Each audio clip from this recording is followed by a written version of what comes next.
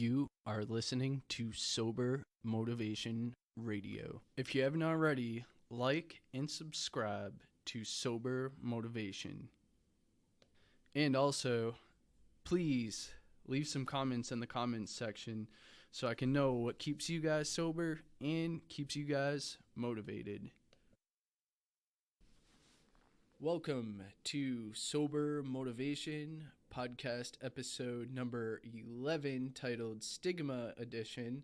This was a collaboration with Real Talk Recovery, which is real_talk_recovery. If you guys search this person up on YouTube, the person who runs this name is Nicole, and we connected with each other on YouTube, and she has been providing me my YouTube channel with some traffic. And I would also suggest, if you guys are looking for another person in this field to follow for some good recovery insight, I would highly suggest you follow Real Talk Recovery on YouTube. She runs a daily live stream, and she is also on Instagram as well. Me and her, we reached out to each other and we decided to collaborate with a podcast, and we will also be doing a future live stream collaboration.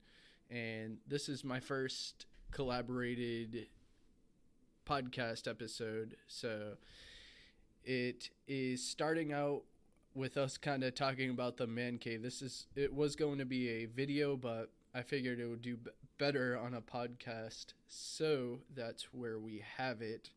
And if you notice when this starts off, she can see how elaborate my man cave is, as some of you may have also seen on my YouTube channel. It's kind of an elaborate man cave. So, welcome, and I hope you guys enjoy this show. This is going to be my my YouTube background right now. I got iron bat iron.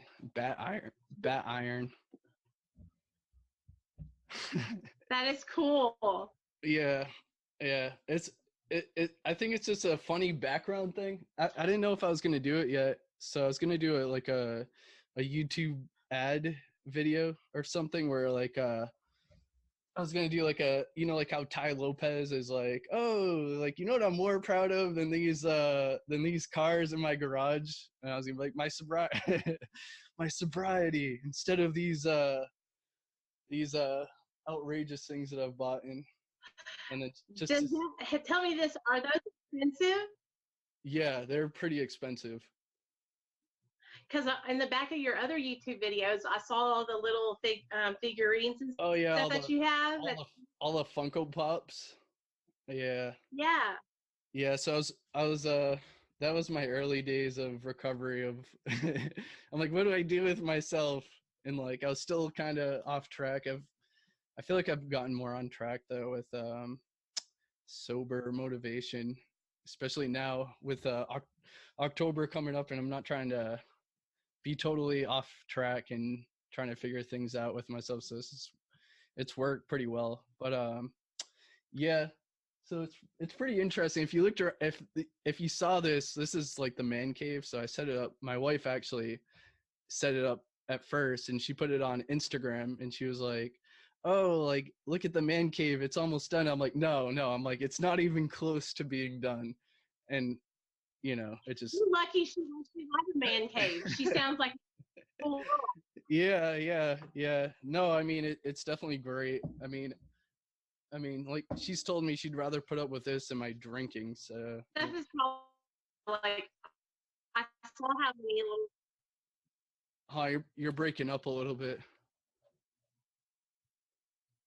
Can you hear me? Yeah, you're still kind of breaking up. Let me see. Hold on. Let me make sure that my Wi-Fi is on. Sorry. Okay. Yeah, now it's going. Is that better? Yeah. There we go. Hold on. Let me connect this real fast. Okay. Sorry. 20th. Go for it. Okay. I'm kind of awkward on here because I like.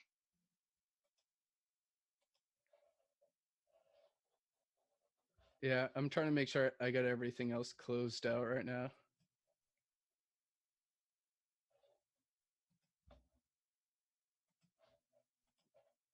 Oh, hell. All right. Is it okay now? Yeah, no, it's going. All right, cool. Yeah, so she was trying to set up a man cave for me, and then I was like, no, it's not remotely done yet.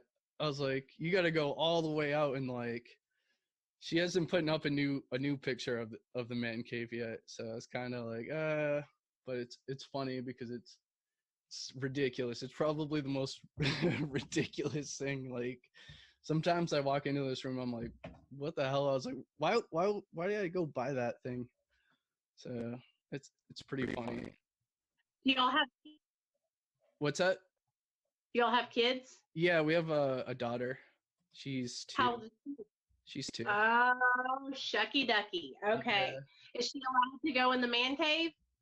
Yeah, she can go in, but it's pretty messy right now, to be honest with you. Like, there's just stuff like laying around where it's like, God, I gotta clean this thing, but I don't know.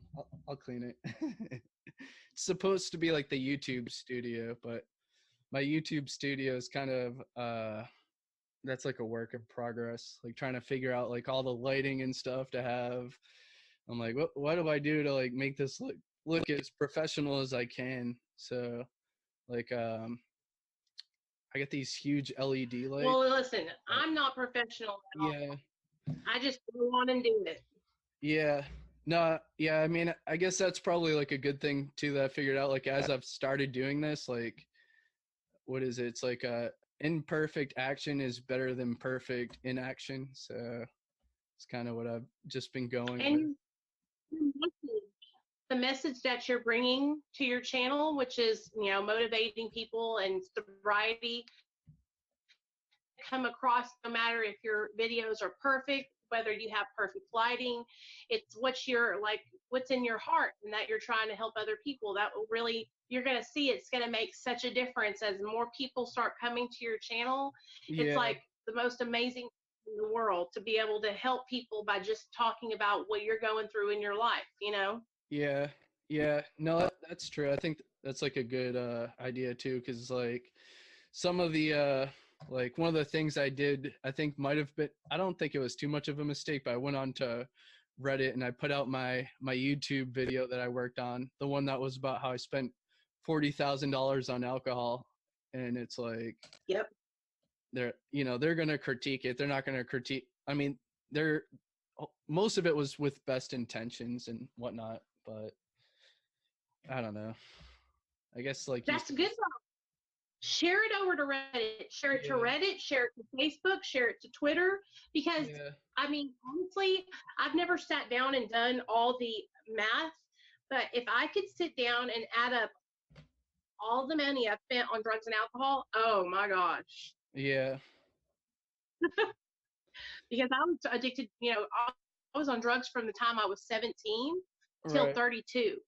Right. So that's. Yeah. No, I turned 27. That was the age I officially got off of alcohol, but I was pretty angry about it too, turning 27 in my treatment program. I was like, man, this really sucks. You had a birthday in the rehab? Were you in residential rehab? Yeah, I was in a 30-day residential treatment program. I couldn't leave. I couldn't do anything. So it was like...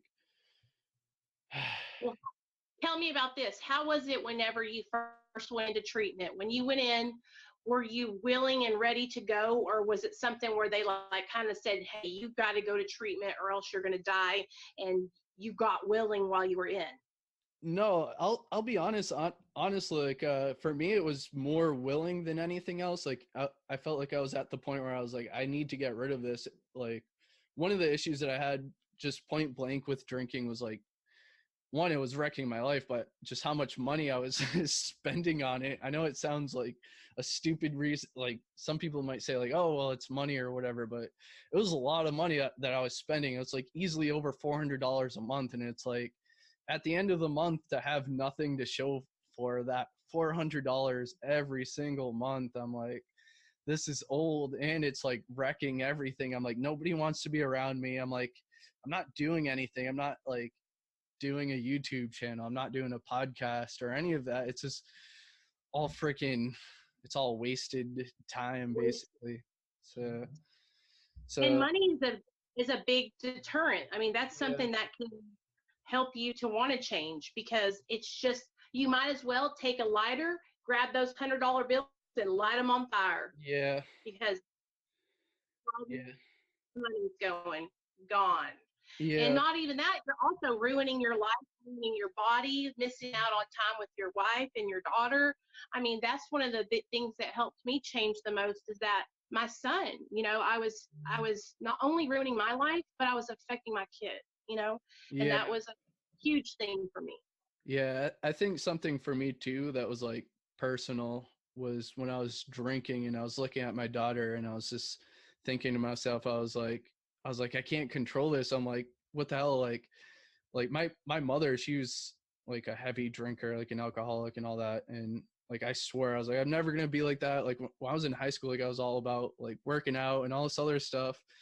And then like fast forward to, my daughter's still in her crib. I'm like looking at her and I'm like intoxicated. I'm like, I can't fucking control it. Like I can't stop. Like it was like heartbreaking to me that I was like unable to just keep control of my drinking. And it was like, I couldn't do anything about it. So it was, and it's so hard to, figure out how to reach out for help. And I think that was one of the reasons why, like when we were talking about before, why we started or why I started this channel was so other people can kind of not be, afraid of asking for help, because it's not ugly to ask for help. And like something else that like I like to bring up too, like we have these things called safety briefs before everybody goes off onto their weekend adventures. And one of the main messages is don't get in trouble for drinking and driving. And then in my head I'm thinking, I'm like, don't just get in trouble for drinking and driving, but don't drink and drive. Like if you're having such a problem to where like you're potentially getting behind a wheel and you know either getting arrested or getting hurt or killed or something like that, it's like that's the real problem. Where if you need help, like go ask for help. It's not wrong. Like it's worth it to go get help.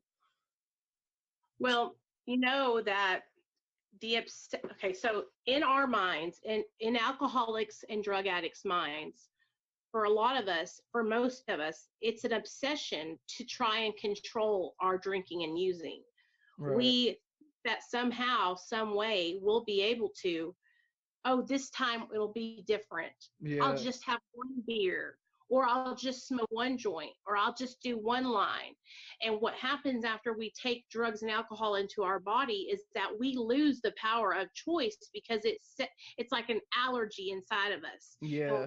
the alcohol, when you drink alcohol, you cannot just step away from taking one. You might be able to do it one or two times, but most likely once you take that one, it sets off that allergic reaction inside of you, and then Dave wants more and more and more. I've tried for so many years to control my drinking and using, and then what would happen is I would fail miserably every single time. And then I would think again, I can do this, I can control it. And it's like so many times after losing and not being able to, that I finally realized, because I wasn't putting two and two together, that it's in like my mind is telling me I can, but I can't. I'm not physically able to do it, Right. and Yeah. many of us, we can't. Right. Yeah. Well, I think too, like I was just thinking about, like you said, like the allergy and stuff. Like I was just thinking about it as you were saying. I was like the allergy. I'm like, that's the dopamine. That's the overload of dopamines that catch you. And I don't know who was talking about this. I think honestly, I was watching like it could have either been Joe Rogan saying it or Rewired Soul was talking about this, but they were like talking about these rat. They were doing an experiment on rats, and like they would shock themselves for a dose of dopamine, and like they would just keep shocking themselves just to get that hit of It's dopamine. And I was just thinking about it. I was like, man, I'm like that's I'm like if you think about it, like there's a lot of people like, well, I don't want to cast that sort of judgment, but I mean, if you're not knowing any better, you know, about, you know, just the whole way your brain physically changes, it's like, it's the same thing. It's like you take that first drink and you get that overwhelming dopamine feeling, or that first drug where it's just like, man, this is freaking fantastic. You know, it's like your body's probably not going to give you a choice of, oh, hey, you know, why am I going to choose, like, you know, this? Yeah, I know it's wrecking my body, but it feels good. I think it was Alex Becker that was saying that. I'm pretty sure I was watching his video. I don't know. It was an experiment. I think it was back in the 1940s, or I want to say Yeah. it was way back in the day. And what they did was they got all these rats together and they put them in this place called Rat Park. Yeah. And they laced the water with cocaine. Yeah. And so the rats that were in a cage that just had the water and the cocaine, they would go back to it until they damn killed themselves on cocaine. And then Right. they set up this other little rat park where they put a bunch of rats with a whole bunch of other rats, and then like a little thing for them to play on, and all these different activities they could do. And so Right. those rats, they could go to the cocaine, but they decided to not do it, and they went with their community. And so what it Yeah. was Yeah. showing is the difference between Yeah. addiction. The opposite of addiction is Yeah. that relationship and having that, not isolate. You know what I Yeah. mean? Yeah. So where they could have, like, they could do other little rats, you know? Yeah. Yeah. I love that. Yeah, no, I was like, I was learning about something like that. Like, I'm pretty sure I heard that same thing, but like, uh so like for me personally, like I've said, like I don't follow the AA steps traditionally, and I'm not going through the whole process, but I like the community for those reasons that you were just saying, because it's that community that you're around where it's like generally everybody trying to stay sober or being sober, like that overall general feeling of being around it, I think helps me in, like, you know, if I ever absolutely need to run and hightail back to AA, you know, to where it's just so bad and there's nothing else that's working, it's to me still an option that I can go use before either or after, even if it's after I fall back into it, you know, it's still an option that I like to have there for me. So, you know, Yeah. I don't like to badmouth AA, and like I like to recognize it for what it is, and it does do a lot of good. So like for those reasons, but it's just like for me personally, I guess it's I mean it's kind of worked out to me to where my brain is just so focused, I guess sometimes, like for instance, like building a podcast or a YouTube, like my brain is just set on that on that moment, to where it's like the idea of drinking or going back is like, I don't know, gone, I guess. I don't know. Plus, I bought all Well, a lot of this. people, like, I a bought all lot this. of people, Yeah. equipment. So now you have to do the podcast. Yeah. Now you have to do, you Yeah. know. I'm like, not. Yeah. Well, that was one of the other things too. Was like, so like when I was like still struggling with like drinking and stuff, like I always wanted to do a YouTube channel, and I always wanted to do like a podcast, and like I was like buying all this stuff for my whatever. I was like, man, I was like, I'm gonna do something with this. I'm like, I was like, I know finally. you've got all this stuff professional. Yeah. Even the little, I can't even believe it. I don't have anything like, you're the real Just deal. all For real. all the stuff I've just needlessly accumulated when I was drunk is in a way sort of maybe worked out for itself. So I don't know. And plus, like I said, like Yeah. my brain is just like, it's an information sponge too, as you know, probably anyone else's is. So it's like all of these courses and all this time that I have to spend like educating myself, I'm like, oh cool. And now I'm not like a complete drunk where it's not just gonna go to waste and be nothing, you know. It's like I can actually go home or go use whatever stuff I have and put it to full use and all this other stuff. So That's the joys of recovery and getting Yeah. sober, because now all the stuff that you were just like living your life wasting away to the bottle, now you're actually able to like live life. And the best part about recovery, I swear, the best part is being able to live your life sober and then help other people find sobriety. Yeah. Yeah. No, I definitely agree. I mean, I think something uh like you probably can agree to with like doing your YouTube channel, you know, it's like it's probably healthy for you, but then when you know it's like helping people too, it's just like, oh man, like I can do this and actually help people. So it's like, Changed my life forever. Like I yeah, get so emotional about it because especially when I feel like I know everyone on my channel, because I say, and I've gotten to like have relationships with these people, and they I actually like care about whether they stay sober or not, and they actually care about whether I stay sober or not. And I'm just like, holy cow, to be able to like share life, and I share like some of the worst things I've ever done in my life, but right, it's like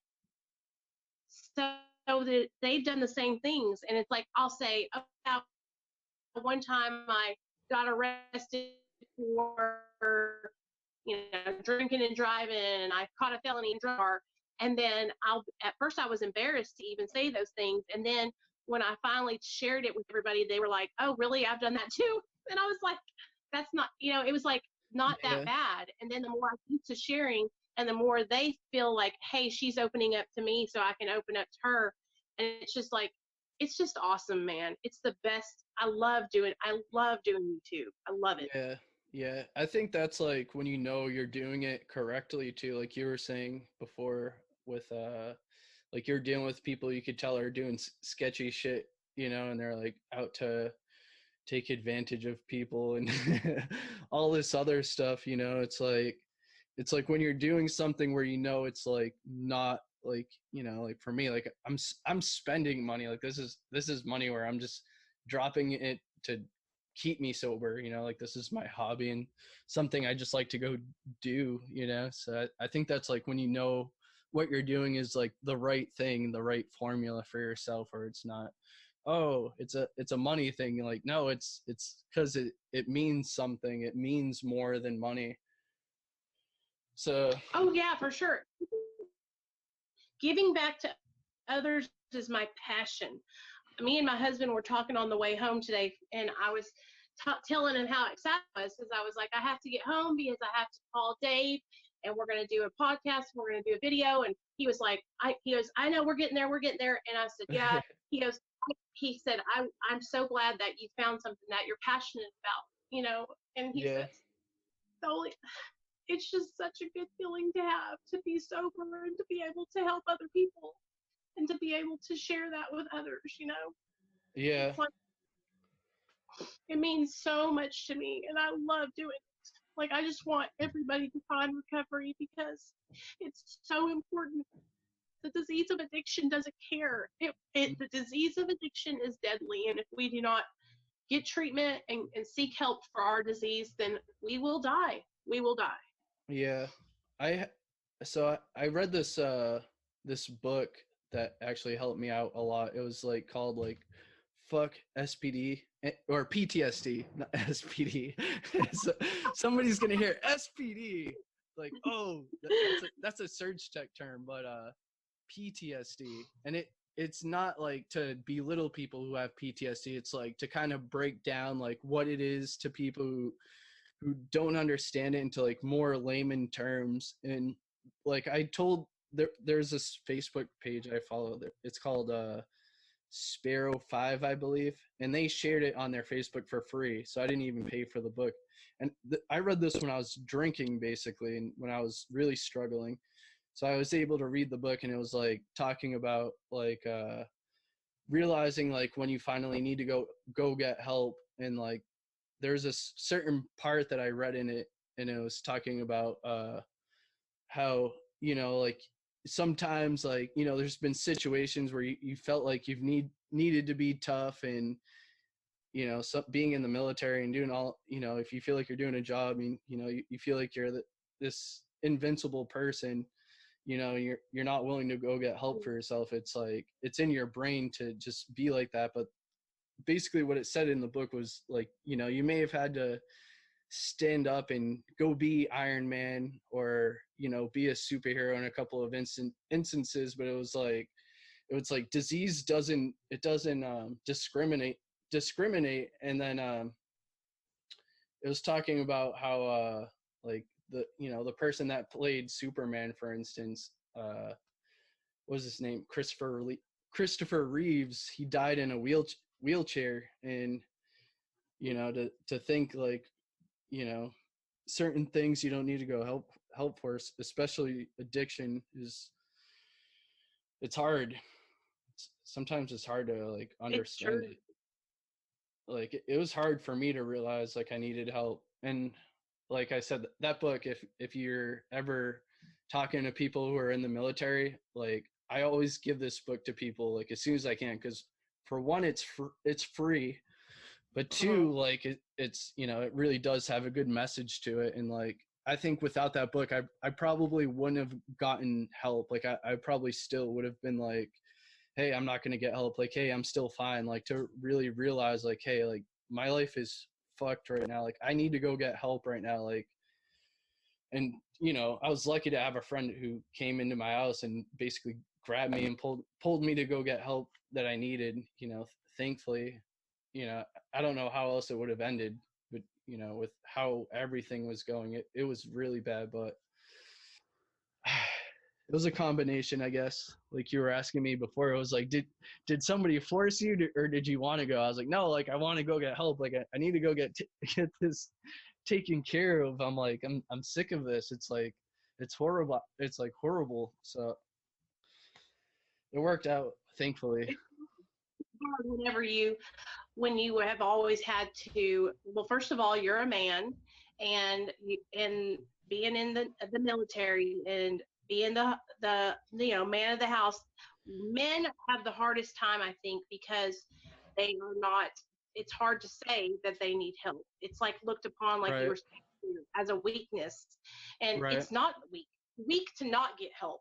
It's courageous and strong, and it's admirable to reach out and get help for a disease that is killing you, because that's what's going to happen. Jails, institutions, or death. And if you're lucky, you'll go to jail. If you're lucky, you'll go to a rehab. Death is the main thing that'll happen, though. And I've seen so many of my friends die from drinking themselves to death, overdosing, having accidents. It just happens every single day, and I don't want to lose any more people to the disease, Right. Yeah. No, like, like how they've declared what is it, the national emergency on all these people overdosing. Like it was crazy. I think between 2016 and 2017, like it was crazy how many people that were close to me. I still realize like overdosing now, it's still a thing that's going on. But like between 2016 and 2017, like the amount of like close friends that I had just pass away due to overdoses, it was like crazy. Like I had these childhood friends, and like eventually, at first I was sad about it, and then eventually it like I just became numb to the whole feeling of it. And I was like, oh, this is just how life is. Like people are just gonna pass away at young ages now, I guess. And it was, I don't know, it's crazy thinking about it. Thing, though, we shouldn't be getting to this. It's a tragedy that people are dying, and that's the thing that makes it even more. It's like opiate addiction is so. Imagine knowing that you're going to do a drug that could potentially kill you when you take it into your body. Like that second you do it, fentanyl. Yeah. Like you're taking a risk on your life, gambling your life away to get that high. That's how strong the euphoria and the feeling produced by heroin and fentanyl is. That you're willing to risk your life to get that feeling. Yeah. Yeah, see, I've never really like had like a real talk like that about like heroin and like opiates. I'm like, because being in the military, I'm always just thinking, well, at least when I was in my drinking days, I was like, I could never get kicked out for just drinking, so I was like, I'll just stick to that. But like I said, I had friends on the outside just overdosing left and right on it. I'm like, what is going on? I'm like these people are just dying. I'm like, this must be some intense stuff to be willing to risk it all like that. So And then you get to such a low point in your life where it's like, it's not even like you're risking your life anymore because you don't care about your life. yeah, All you care about is getting your next fix, because if you don't, you're sick. If you don't, you're puking. If you don't, your whole body feels like your bones are cracking in half. You're pouring sweat, but you're freezing cold. yeah, The most terrible feeling in the whole wide world. And that every about 4 to 8 hours, you have to get another hit, have to get another shot. Because if you don't, then you're ill. So the yeah, drug, it's not even about the feel good feeling anymore. It's about not being sick. It's about feeling normal, because yeah, that's what a heroin will do for a heroin addict. Will yeah, just feel normal. And then they can go to do their job. They can go take care of this and that. Without it, they don't feel normal. yeah, That's yeah, what they do. And then they start turning against you. For me, I was IV shooting meth and Roxy's, which are heroin, synthetic heroin, right, and I would shoot up just so I could get up and go to my job. Then I would shoot up when I got off work. And that's how I functioned throughout my whole day. And then the drugs started turning against me, and I would shoot up and I would hallucinate. I would see yeah, people that weren't there. I yeah, would think there was things crawling all over my face, all yeah, over my skin. yeah. I hallucinated so bad from shooting up and staying up all night long that I thought that Psy from Duck Dynasty was Yeah, coming through the vents in the ceiling. yeah. Wow. Yeah. Oh, it was fun. And I don't wish that on anybody. It was so scary. It looked so real. I could see him still to this day coming out of the vents. And it was so real to me that I sat in the recliner for 8 hours talking to this person in the vents that wasn't there. Wow. I got stories for days.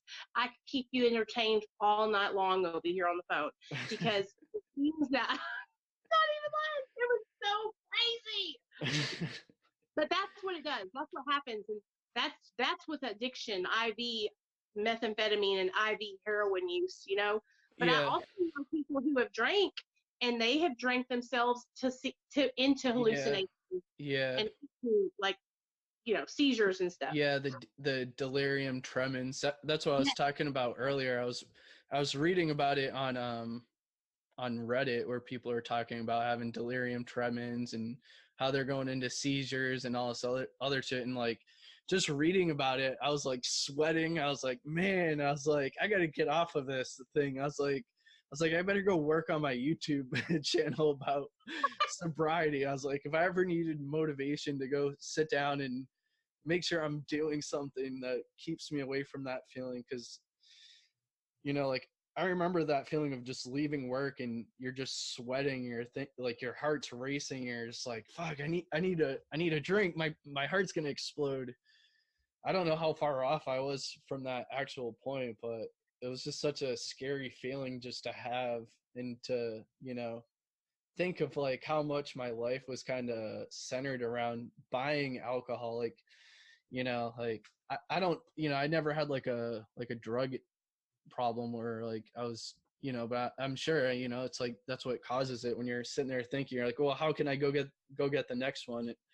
I remember with alcohol, like when I was spending money I didn't have on it, I was sitting there counting quarters to go buy some nasty tasting beer, because it was like it wasn't even about how good the beer was. It was just like, man, I just I'm gonna have an anxiety attack without it. So Better go It's just get it. about getting alcohol into your system. And it Yeah. even talks about that. Like, that's what we do. We obsess over our next one. We Yeah. might be drinking one right now. Here, I got my cold beer, but I'm thinking ahead of time when I'm going to run out of this, when I need to get Yeah. the next one.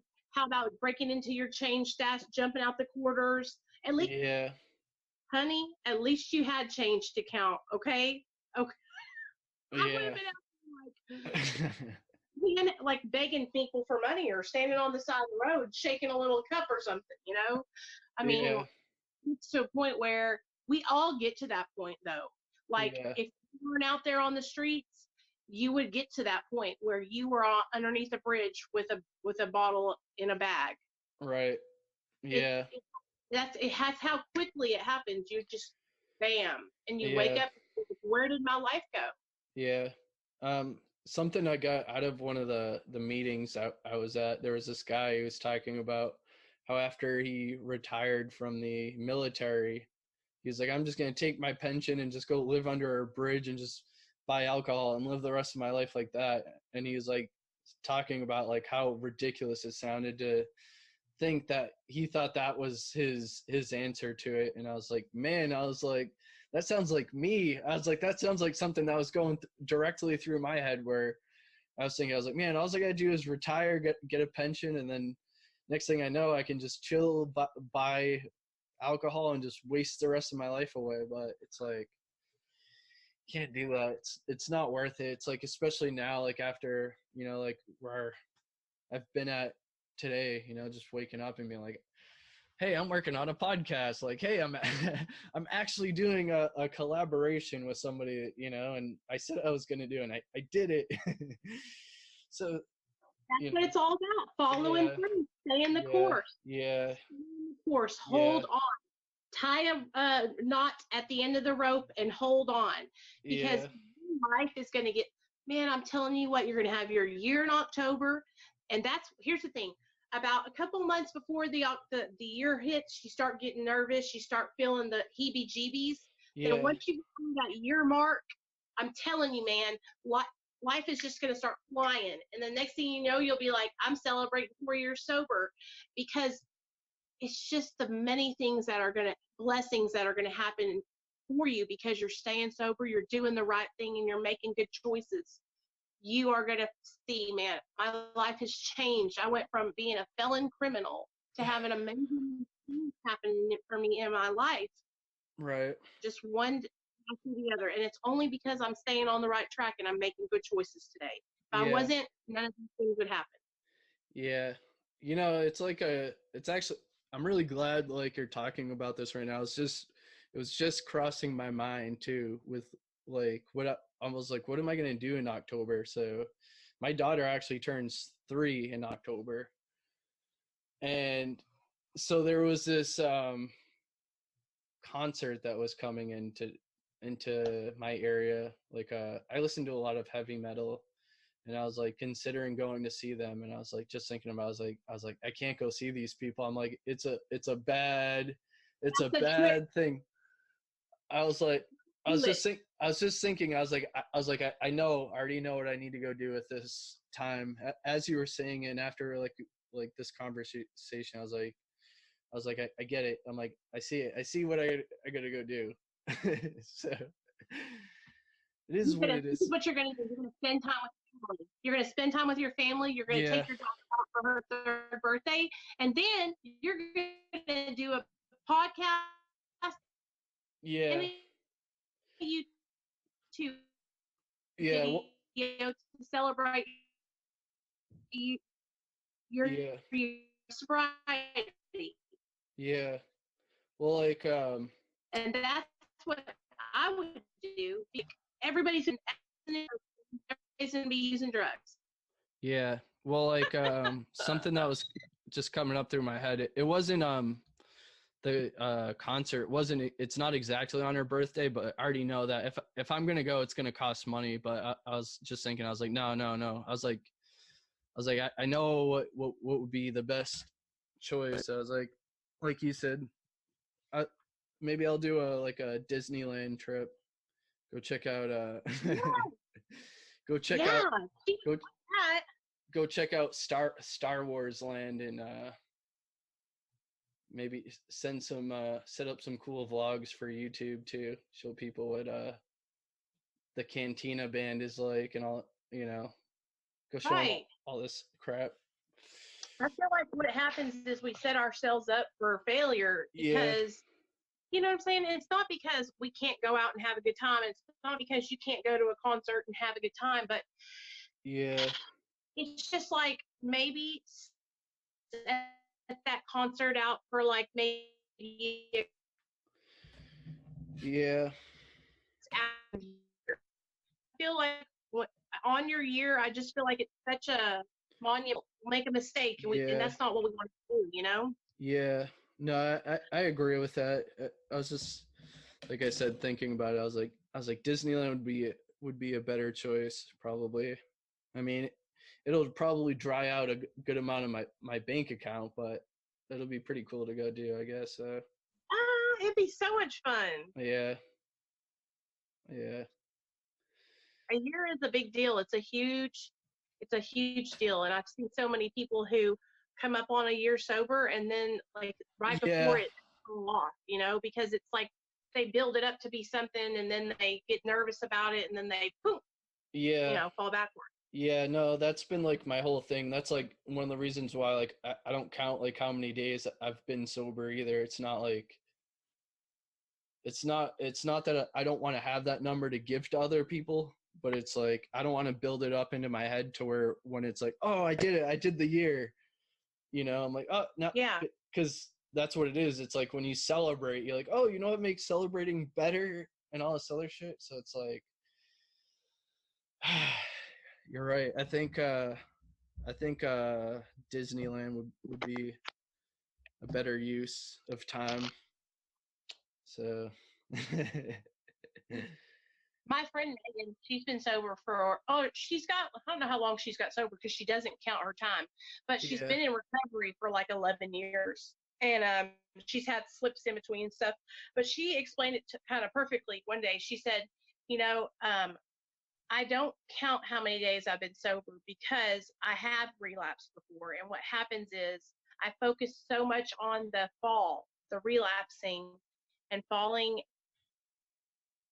that I don't ever like I beat myself down on it and then get back and succeed. So what I do is I just don't focus on how long I haven't been sober. I just focus on making progress and moving forward. You know? Because I Yeah. feel like a lot of times people when they have like multiple years of sobriety, and this could probably be like the opposite opinion of what a lot of people have, but a lot of people when they get to a certain amount of time in sobriety, they almost feel like their sobriety is like, hey, I've been sober for 15 years and you know, and it's like Yeah. we're always learning. We are always Yeah. learning and growing. It doesn't matter Yeah. if you got 20 years sober, you'll be learning and growing. You know, as long as you're progressing and moving forward one day at a time, that's all that matters. Yeah. I mean, that's what I think. Yeah. I mean to add to that point too, it's like you could have 20 years and still relapse, It's like that's something that Exactly. I've always paid attention to. It's like I'm like, well, to go 20 and all, like this whole number thing is supposed to entice me, but it's like if I hear somebody who's like said, well, I've done 40 years and then they've relapsed, and it's like shit. I'm like, well, what's the big deal? Like, why am I even counting it? I'm like, I might as well just, just try to live a better day each day. And None of us are promised tomorrow. no, You know, yeah, and here's another thing. If you do relapse after 40 years of sobriety, does that mean that all that time that you had sober doesn't count anymore? Hell yeah, no. You yeah, had 40 years of learning and staying sober. That's experience gained. And the yeah, way we're taught is that if we relapse, to throw that out and start over. No. So that all that experience gain, I'm supposed to just throw it out the window? That's 40 years of experience. And that's why I think that like we can't beat ourselves up if we do slip and fall, and that we have to stop looking at relapses and slips as a negative thing, yeah, because everything is an experience for us yeah, to learn to not go back on that, you know? yeah. No, I agree with that. I think the whole relapse deal, like how it's brought up. It's like, oh well, you fucked up once. It's like, you know, it's like you got to be the bigger person in that situation and just understand what a relapse is too. It's like nobody rides a bicycle the first time perfectly in their lives, you know, or the second or third. It's like people have learning curves that they get used to. So I think that's like something that's important to talk about with relapses for sure. And I think it's a part of the learning experience. Like some people say it's not a part of the learning experience. For myself, I strongly believe it is a part of the learning experience. Probably, you know, if nobody else believes it, I mean, I'm still going to say I believe that it's a learning experience for sure.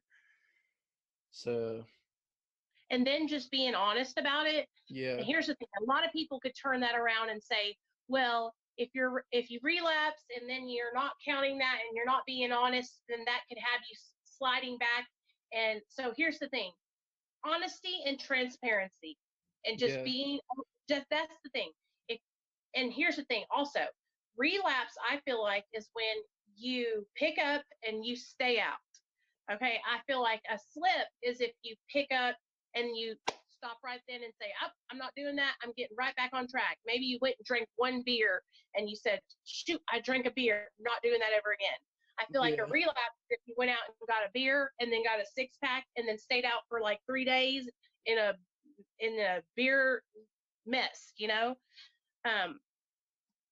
But we could go on, and I could talk to you all about all the different like slips and relapses I've heard, because like I just try to, when I'm like working with other addicts and alcoholics, to just encourage them to not get discouraged if they do end up having a slip or they do end up relapsing. I don't want to discourage them and say, oh, you screwed up, now you have to do this. Like I'm just like, you know what? You're an addict. You're an alcoholic. That's what we do. Now let's get back on the wagon and put that behind us. What can we learn from it? Yeah. You know? Yeah. I think the relapse process I gotta say something I learned about with relapsing is it I figured out firsthand it doesn't fix physical pain, you know. I think that was something I learned that was a big deal for me. Like real pain, it doesn't fix it. And I had a counselor that was in my treatment program, and honestly I feel like he's a big reason why I'm able to stay sober and on track. And like a few things that he dropped on me that were like I still take it with me to this day. One of the things he told me was to not be so black and white about everything. So it's kind of an interesting thing to tell me. I'm like, I'm in the military, I'm supposed to be black and white about everything, but in reality it's like causing a lot of harm to my life too. So it's like if you can't kind of sit back and see the color in life, it's like it sucks, you know. Like it sucks.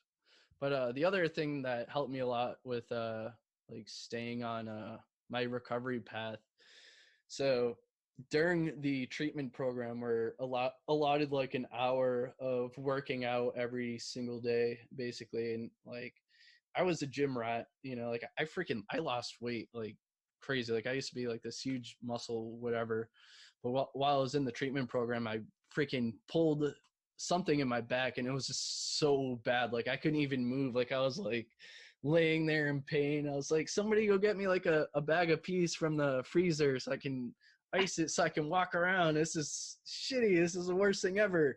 Like I was sitting there like thinking in the treatment program, I'm like, if there was one, like if there was even any alcohol like near me right now, I could tell you like that was probably one of the biggest reasons why I was drinking. I was just self-medicating so much. But I was like sitting there in the program and I was like, if there was any alcohol nearby, I would have been drinking for sure with how much my back was hurting. But that's where, like I was saying before, my counselor, he was coming into work and I noticed he had something was going on with his arm. He had like this like really gimpy arm where it was just like I think he hurt it or something. And in the program, you had to either be actually hurt to use the elevator, Uh-huh. or you had to be a staff member. And every time I was going into the our class to talk basically about our feelings, I was going up next to this guy to go talk about my feelings.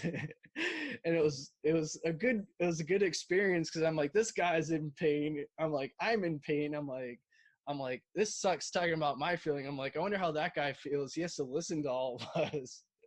Right.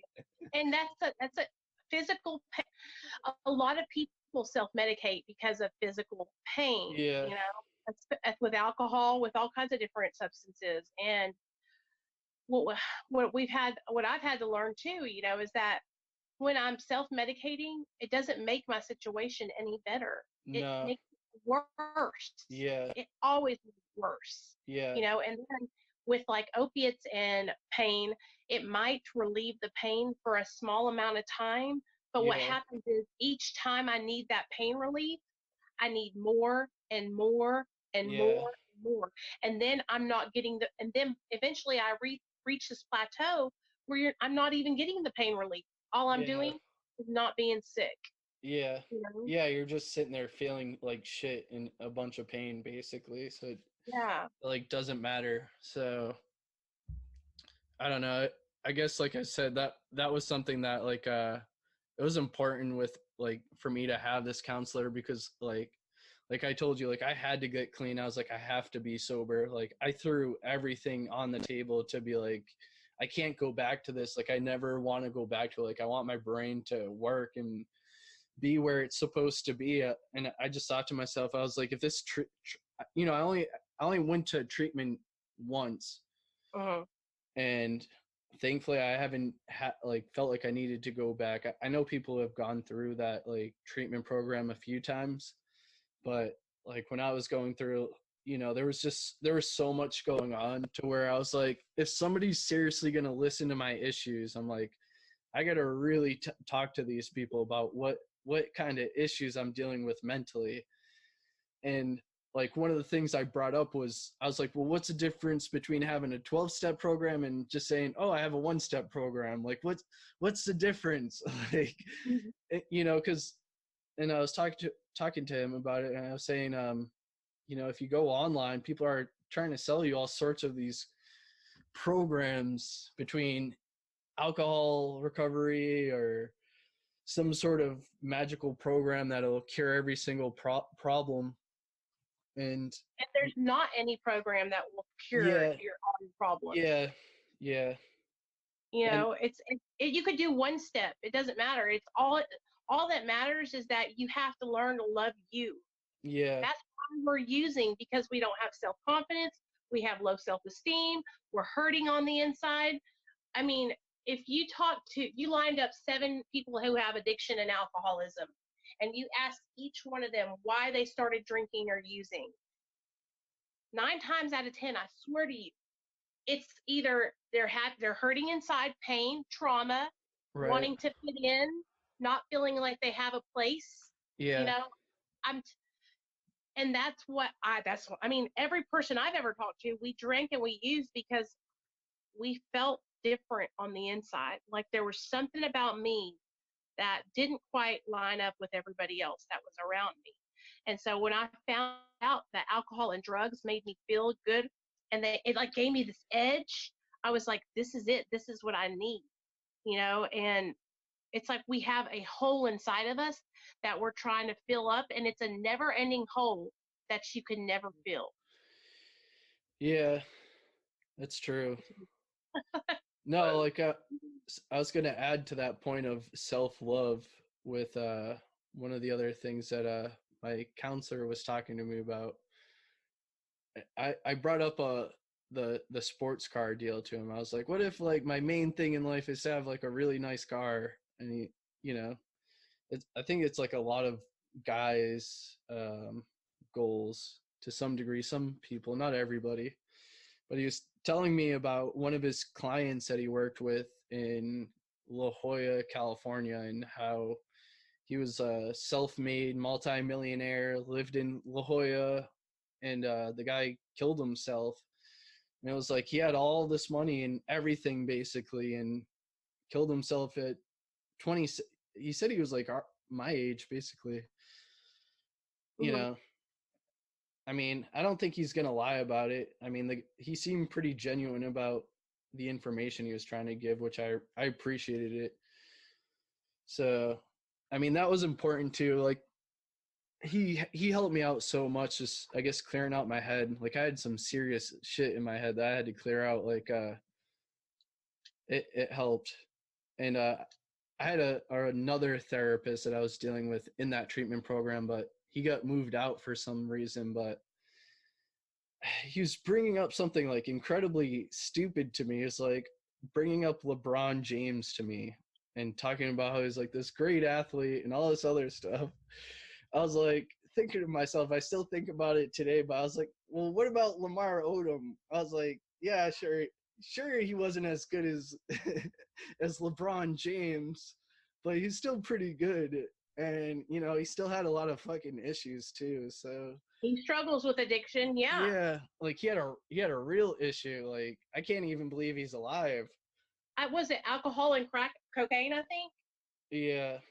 Yeah, that's like, and that's goes to show you that he was rich. He had everything he could ever want. But that's the thing. It doesn't matter when you're an addict or an alcoholic or in somebody who's not happy. It doesn't matter if you have all the money in the world. You could have everything and feel like you don't have anything. Yeah. Yeah, that's true. I mean, like I don't know if you follow Bam Margera at all on Instagram, but the whole issue that he's been having, like I just feel bad for him. Like I hope he just gets the help that he needs, because it's like I see where he's at, where he's blaming everyone else for like the issue that he's dealing with. And I was right there too. Like I remember I was like, well, if this person wasn't such a shithead at work, or you know, things went better, or if my own mom didn't drink and all this other stuff. And like it was so hard just to take just responsibility and ownership over it, and to finally just get to that point. And I think he's going to have a harder time with it. I think it's probably going to be harder than he realizes it's going to be. And maybe I think it's because he has the freedom to kind of just do whatever and not really answer to anyone. Yeah. So I saw Johnny Knoxville was, I guess, trying to hold him accountable to getting clean, and maybe that actually helps him. Hopefully, I mean, I hope. I hope. I just hope it's a sad situation. It's sad because he has. Think about it. He's undisposable income, Yeah. and I mean, it was hard because when I was in my addiction, I didn't have undisposable income, so I had to hustle and make a way. Yeah. Because can you imagine having that privilege of having all this money? It makes it harder because he can go and he can hide out. He can be in a hotel room. He can get all the drugs he wants, and then, you know, that rock bottom is going to be that much harder to hit because he has all these things that are catching him before he gets there. Yeah. And I mean, like you were saying before, it's like addiction doesn't discriminate by class, by age, gender, religion, race, any of it.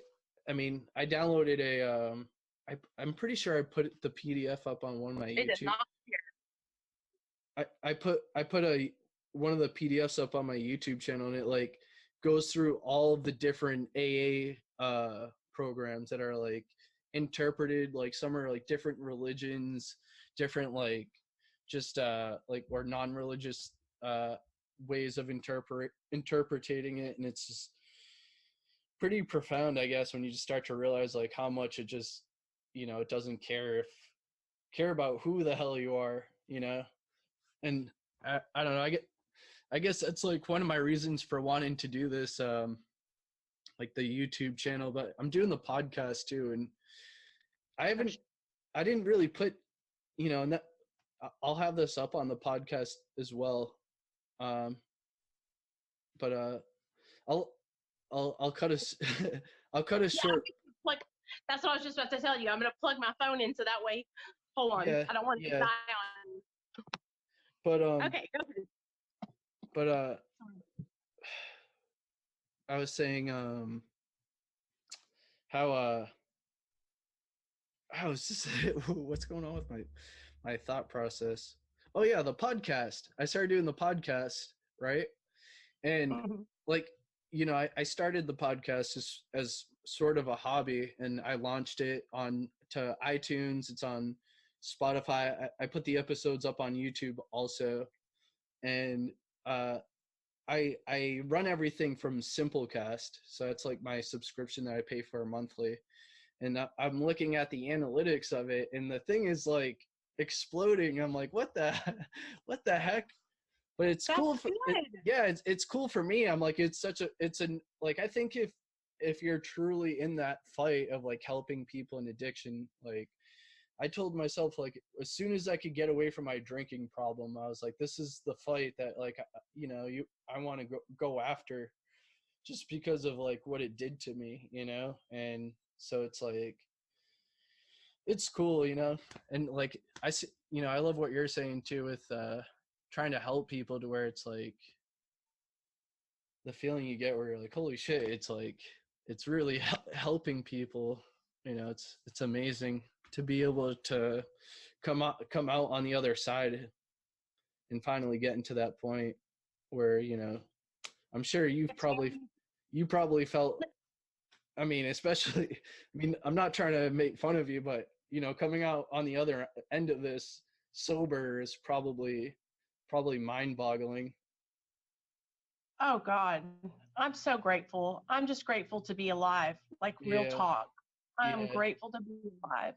If I, what, like I said, if it wasn't for my child being born and this in the state of Arkansas stepping in and taking him from me, I would probably still be shooting up to this day, because I did not have anything in me that wanted to do better.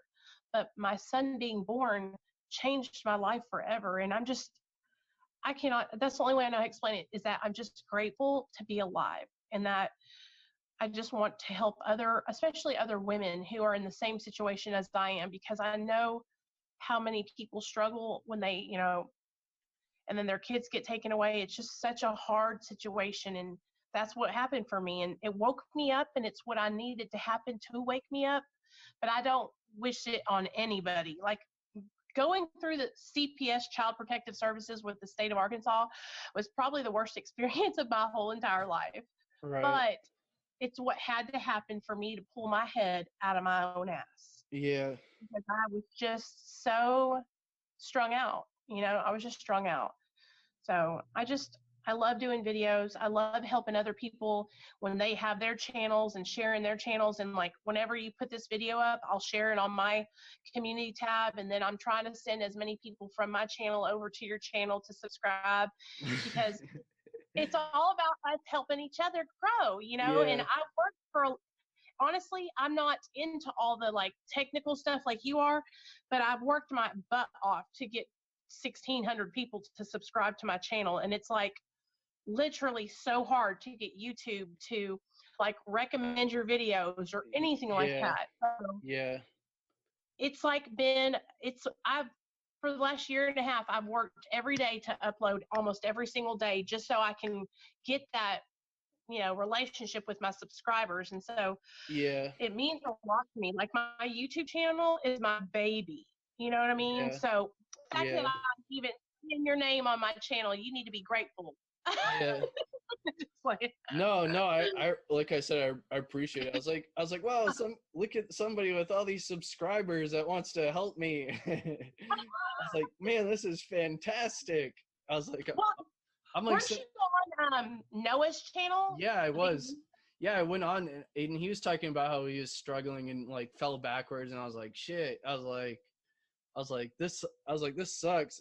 I was like, but I mean, like, I'm glad like he does put up good videos. Like, his quality's all good and stuff, you know, and like, I feel for him, and I'm yeah, not like, I've reached out to him and like messaged him and tried to say stuff on his channel, like on his community or commenting, but it's just like, what I feel like what happens to some people when they fall back like that is they almost get into this denial where they think that he's talking himself into it's okay to drink.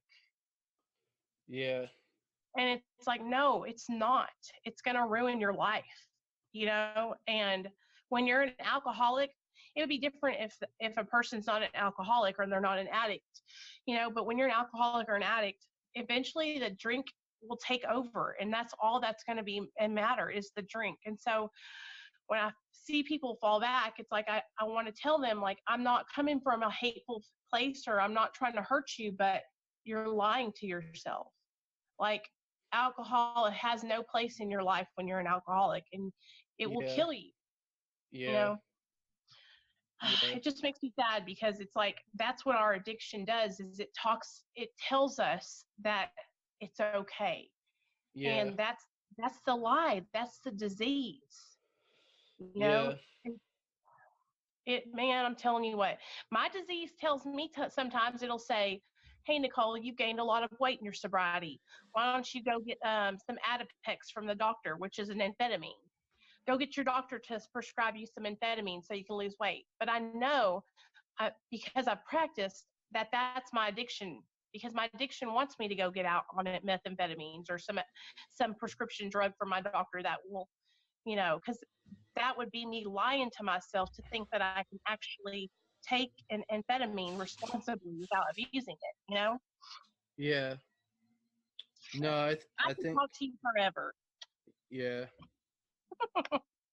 No, I was watching a video of somebody else, and it was like, he's talking about, like, he's this marketer. I don't want to mention his name, but I'm sure if anyone's listening, or if they pay any attention to that field, they'll probably pick up quickly who said this. But he was talking about, like, how he sells these things to people, and he's really, actually, screw it. I don't care. I don't care if people hear his name, but it was between Grant Cardone and Jordan Belfort, and they're both like these high-end money-making real estate gurus, or whatever they are. And they were just talking about, like, sales and stuff, and I was just listening to what Grant Cardone was saying. He was like, he's like, everybody wants the the end result, with just taking, like, the quick fix and just getting it that way, versus doing all of the really hard work. And I was like, man, this guy is on some other, like, level of just, like, how he thinks. But then that's where I posted that Instagram photo up on Instagram recently. I think it was my latest one. It says successful leaders scale other people into successful leaders, and it was kind of where that thought came from. I was like, I don't know, it's pretty interesting. So that's what I want, instant gratification. I want it all real quick. But what I've learned is that when I work for it and I earn it one by one, slowly but surely, I respect it, and I hold it near and dear to my heart so much more than I would if I get it the easy way. And I truly believe that my higher power won't let me get nothing fast anymore. If I want something, God makes me work for it. He says, nope, I'm not giving it to you. I'm going to make you work for it. And every time, if I work for it and I put in the effort, and man, I'm telling you what, I respect it so much more. And that's why I'm telling you, like, working hard on my YouTube channel, staying connected to my sober support, staying connected with the girls that I work, it means that much more to me, because I'm working hard to do it. And I've never put that much passion and work into anything, really, except for getting high. I worked my ass off to get high every day. I went out, I hustled, I stole, I ran the streets, and now I'm doing that, only in the right way. I'm telling you, man, it feels good, and it's like a good feeling to be able to do these things and not be doing the wrong thing anymore. I'm just super. Thanks for listening to this episode of Sober Motivation Radio. If you're not subscribed already, please be sure to do that right now. If you enjoyed this episode, I'd love it if you could do me a quick favor and rate and review the podcast. This lets the platform know that I'm doing something right, and people like the content, it would be a huge help and I would be grateful. Be sure to head over to sobermotivation.com and pick up the Sober Motivation ebook. This book will teach you about sobriety, motivation, maintaining sobriety and motivation. Also, what would be some of the key things that you can do afterwards when becoming sober so that you can maintain the positive attitude to stay motivated and sober. Until next time, stay sober and stay motivated. Okay, and there we have it. The Addiction Stigma podcast done with Real Talk Recovery. Please follow Nicole at real_talk_recovery on YouTube. And please follow her on Instagram as well. I will leave both of those social media tags in the description. And I hope you guys enjoyed this episode.